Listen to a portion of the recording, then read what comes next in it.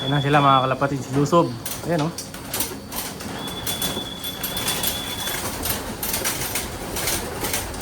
Bilis magsipasok mga kalapatids.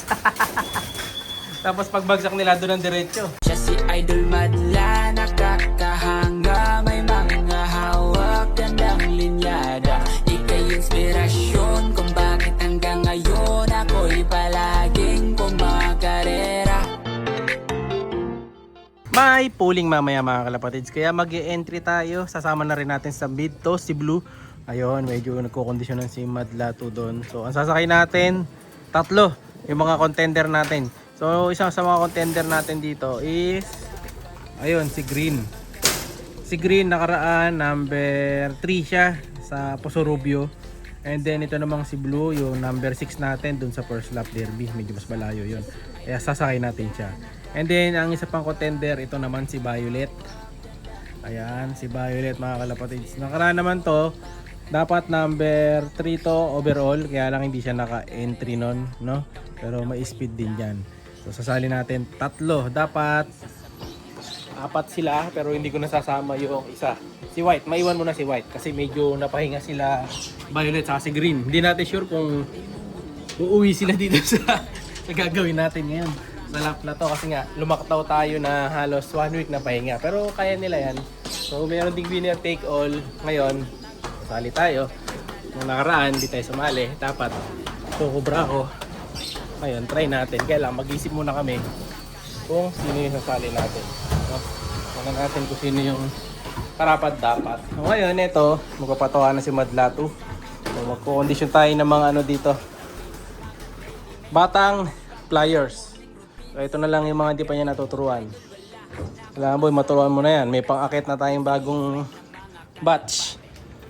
Yan. So, bali dapat ito, sa mga susunod na weeks, kailangan lumayas na sila dito sa loop na to mga kalapatids. Lilipat na dapat sila dito sa kabila. Nandito yung mga batcher kasi. Ito yung mga bagong batch natin. Yan. Pakainin muna niya. Hello.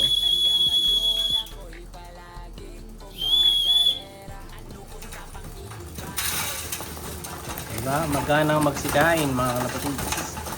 Kailangan ganyan sila para pagka sinanay isang pito lang baba agad.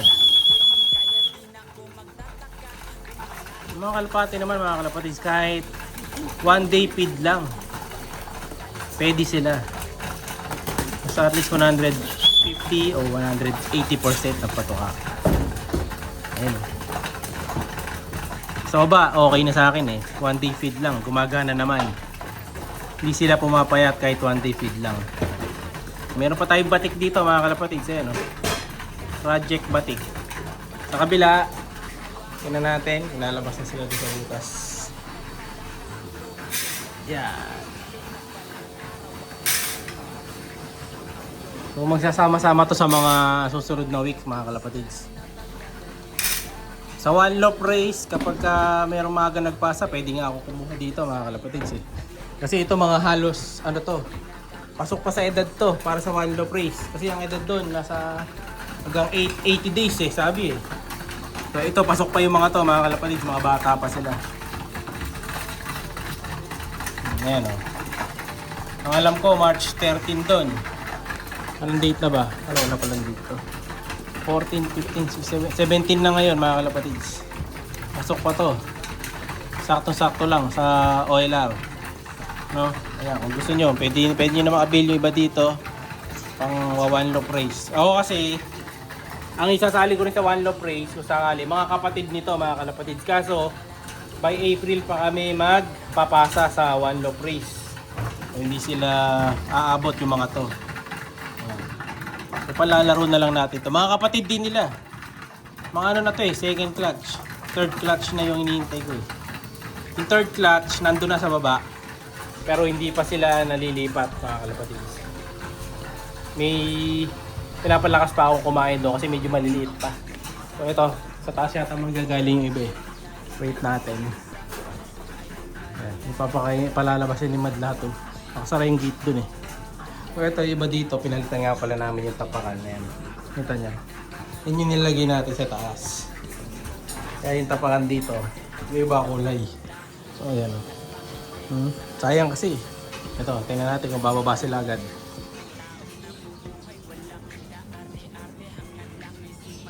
Saan na sila? Ay, dito pala papasok yun. Wait natin ang mga birdies. Mas bababa dito yan.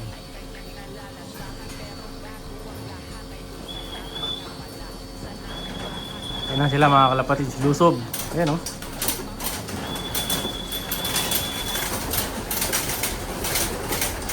Bilis magsipasok mga kalapatid. Tapos pagbagsak nila doon ang diretso. Oh, di ba? So pagbaba nila ito, fast trapping, di ba? So ayan, nakita nyo paano tayo mag fast trapping dito mga kalapatid ha. Ang galing. Yun pa, yung nahuli, yung drizzle. Yan, ganyan ang gusto kong trapping mga kalapatid. Dapat ganyang kabilis. Galing ng mga toboy ah. Ha? Magaling. Dapat ganyan. Hanggang sa paglip, masanay rumonda to. Batcher na yung mga iba dito, di ba? Oh, yung mga naka-pink, mga kalapatids dito, rumoronda na daw. Yan ang gusto kong trapping na sinasabi ko kay Madlato. Fast trapping talaga. Nahirapan kasi kami dito mga kalapatids eh. Dahil ang training dito, mahirap silang papasukin, di ba? Sa last batch. Kaya ito, gagawa tayo yung mabilis mag-trap na mga kalapati dito sa taas. Ayan o.